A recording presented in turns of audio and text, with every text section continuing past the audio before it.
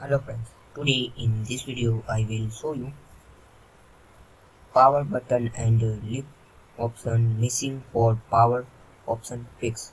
So guys, this is very easy and simple method. You see this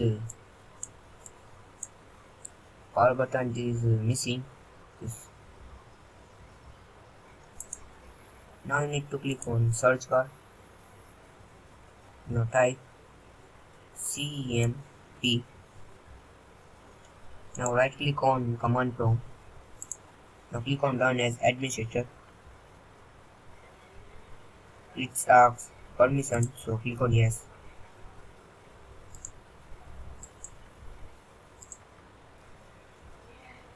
Now type this code I will give in the description box. Copy it and paste. Now click on enter.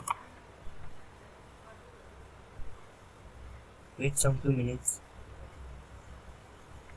Now your problem will be fixed. Now you see this is so power button and in the option is so you see this.